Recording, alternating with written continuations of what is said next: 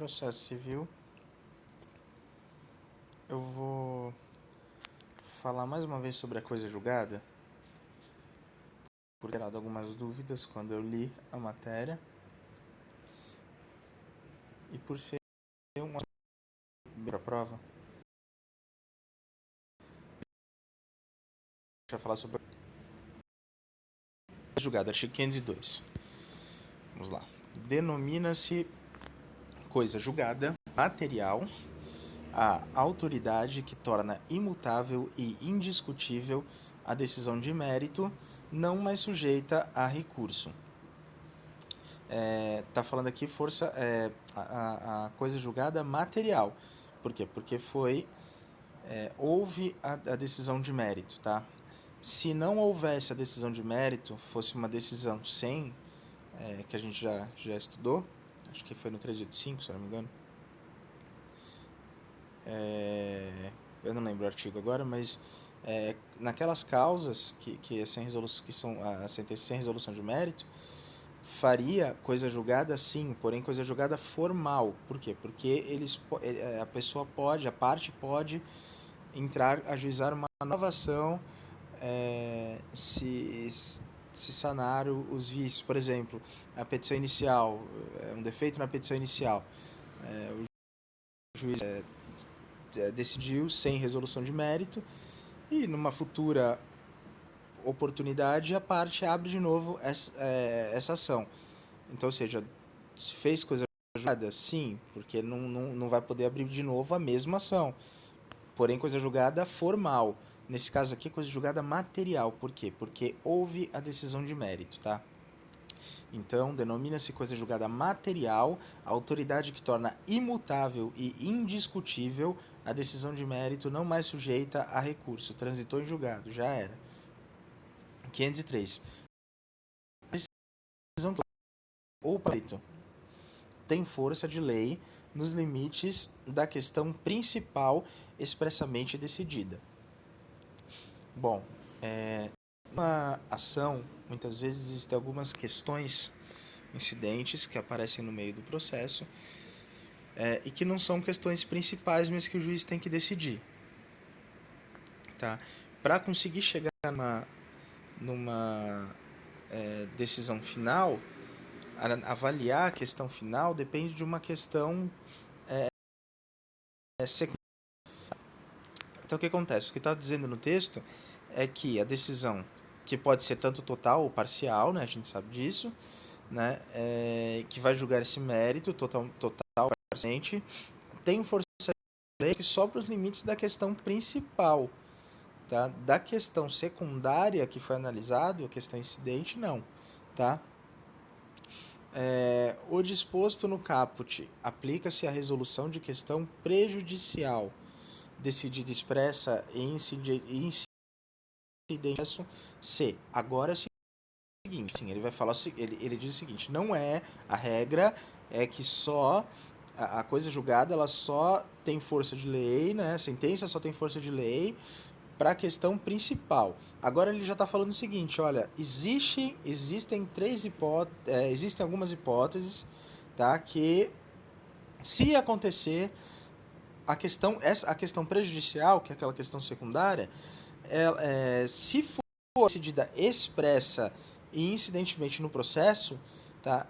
Ela pode também sofrer o efeito da coisa.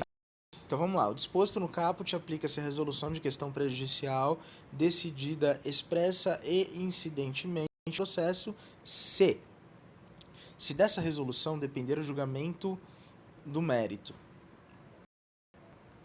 Ou seja,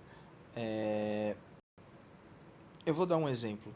Vamos supor que exista uma ação que a parte ajuizou pedindo alimentos, tá?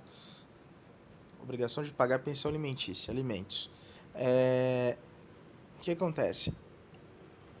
Uma das questões que vai se levantar, uma questão prejudicial, né, no caso, que é essa questão secundária, é a respeito da paternidade.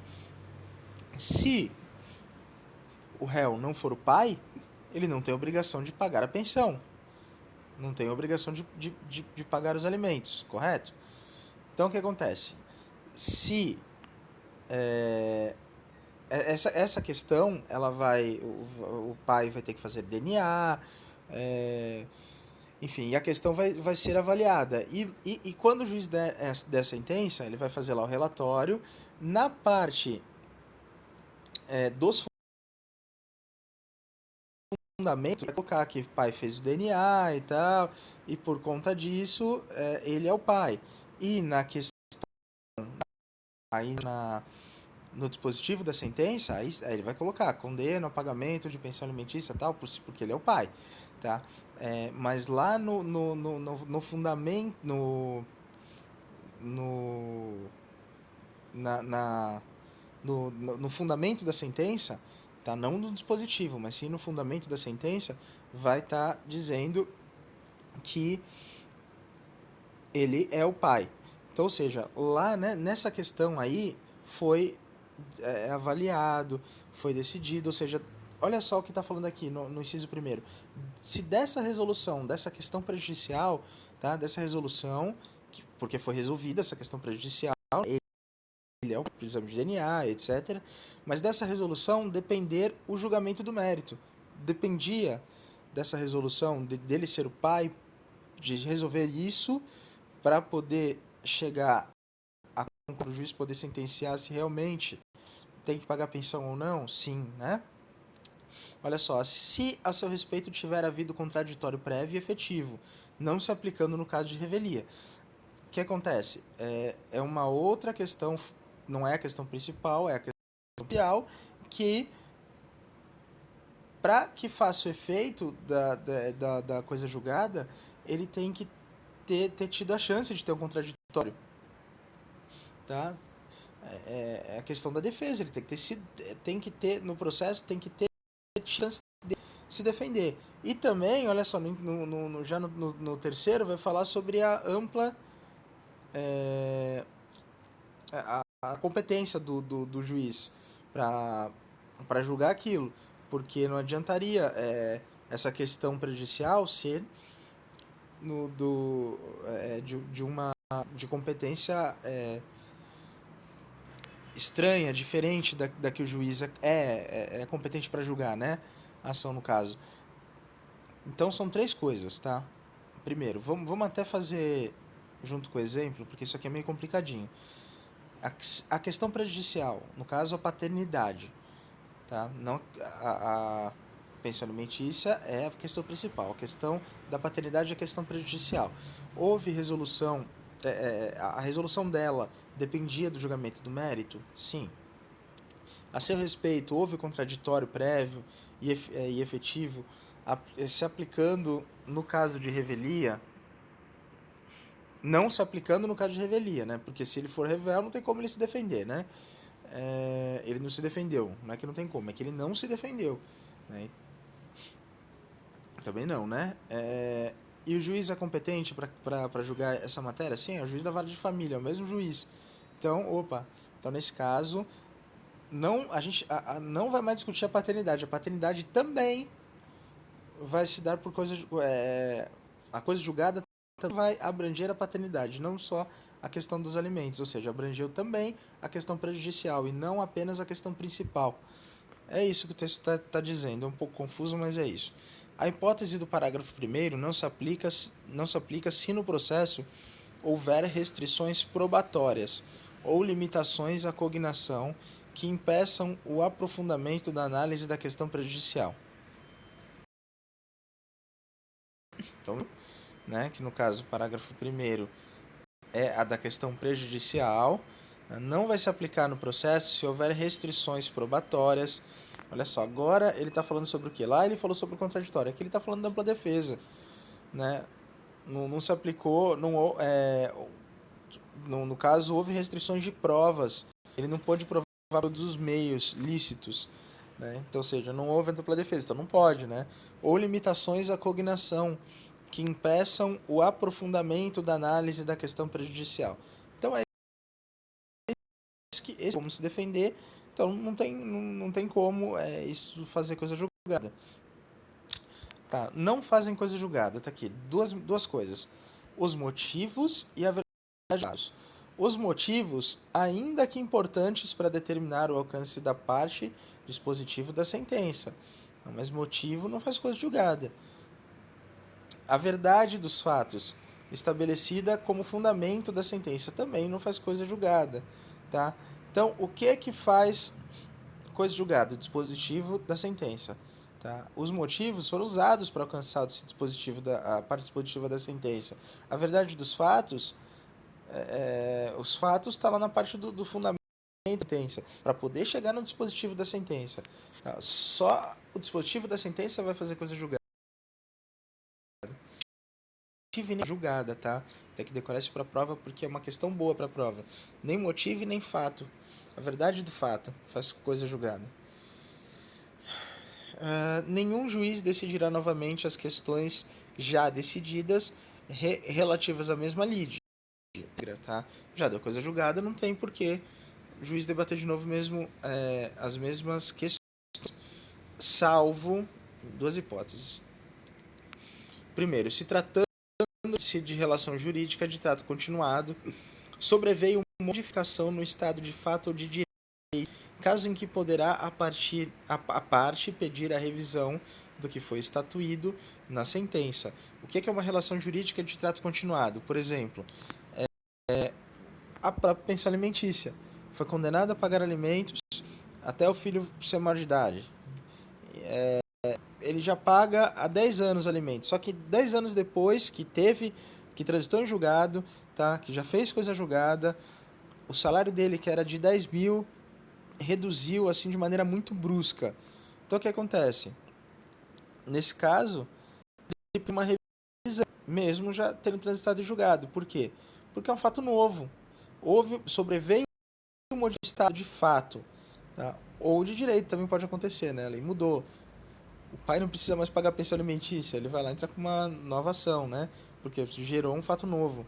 Sobreveio modificação no estado de fato ou de direito, tá?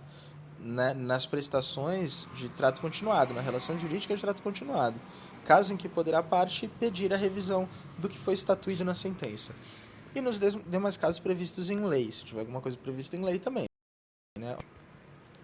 A sentença faz coisa julgada as partes entre as quais é dada, não prejudicando terceiros, tá? A sentença faz coisa julgada às partes apenas, entre as quais é dada, não prejudicando terceiros. Terceiro não vai ser prejudicado, mas pode ser beneficiado. De repente, o fiador, né, de alguém, o proprietário de um imóvel, move uma ação contra o seu inquilino, dizendo que ele não pagou determinados aluguéis.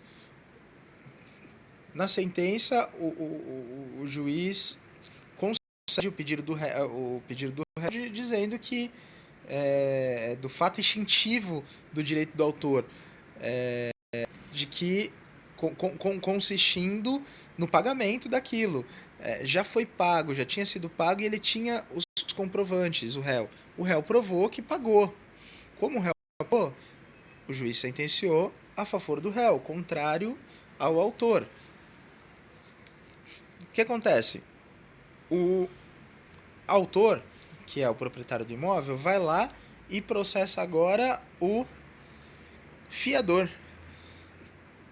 Partes distintas. Porém, a matéria é a mesma. Tem não tem necessidade do juiz julgar tudo de novo. Já deu coisa julgada pro fiador também, pro terceiro, nesse caso. Então, ou seja, é vedado. A sentença faz coisa julgada às partes entre as quais é dada, não prejudicando terceiros. Agora, favorecendo, pode favorecer, tá? É vedado a parte discutir no curso do processo as questões já decididas a cujo respeito superou a preclusão. Se houve preclusão, perdeu, já era, o prazo passou. Transitada em julgada a decisão de mérito, considerar-se-ão deduzidas e repelidas todas as alegações e as defesas que a parte poderia opor tanto ao acolhimento quanto à rejeição do pedido. Então, perfeito. Bom, Agora, da liquidação de sentença. 509. Quando a sentença condenar ao pagamento de quantia ilíquida, não dá para saber quanto é a liquidação ou do devedor. 1. Tem dois meios aqui de liquidação, tá? A arbitragem e o procedimento comum. Por arbitragem, quando determinada pela sentença, tá? Convencionado pelas partes ou executo da ação. E pelo procedimento comum, quando houver necessidade de alegar e provar fato novo. Então, a liquidação pode se dar de duas maneiras, tá? Por arbitragem, quando determinado pela sentença ou exigido pela natureza do objeto da liquidação. E pelo procedimento comum, quando houver necessidade de alegar e provar fato novo. Quando na sentença houver líquida e outra ilíquida, ao credor é lícito promover simultaneamente a execução daquela e, em autos apartados, a liquidação desta. Tá? Ele divide. A parte que é líquida corre em autos apartados daquela que é líquida. Tá? Ele já manda para execução aquela que é líquida em autos apartados para a liquidação daquela que ainda é ilíquida. Tá? Quando a apuração do valor depender apenas de cálculo aritmético, o credor poderá promover desde o cumprimento da sentença. É só cálculo aritmético, vamos cumprir a sentença. O Conselho Nacional de Justiça desenvolverá e colocará à disposição dos interessados programa de atualização financeira. Na liquidação, é vedado discutir de novo a lide ou modificar a sentença que a julgou. Não tem por que discutir mais o mérito, tá? Agora é só ver valor. O juiz intimará as partes para a apresentação de pareceres ou documentos elucidativos no prazo que fixar e, caso não possa decidir de plano, nomeará perito, observando-se no que couber o procedimento da prova pericial. Tá? Então, o inquilino permaneceu no imóvel, tinha um contrato de 1 ano e ele acabou ficando 3. Só que só tinha um contrato de 1. Né? O proprietário entrou com uma ação pedindo despejo e tal, e também pediu que se pague tudo o que o prazo que ela ficou no imóvel. Tá? Só que não tem contrato, então, ou seja, não tem, o contrato venceu. Qual o valor que vai ser acordado desses 2 anos que passou?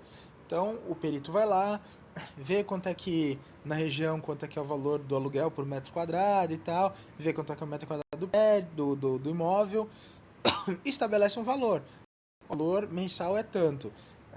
Bom, agora aquela parte do cálculo. Bom, são 24 meses, é aquele tanto vezes 24. Tá? Então, ou seja, perito entra nessa liquidação por arbitragem. Tá? A liquidação poderá ser realizada na pendência de recurso, processando-se em autos apartados no juízo de origem, cumprindo ao liquidante instruir o pedido com cópias das peças processuais pertinentes. Então, de novo, a liquidação poderá ser realizada na pendência de recurso, processando-se em autos apartados do juízo de origem, cumprindo ao liquidante instruir o pedido com cópias das peças processuais pertinentes.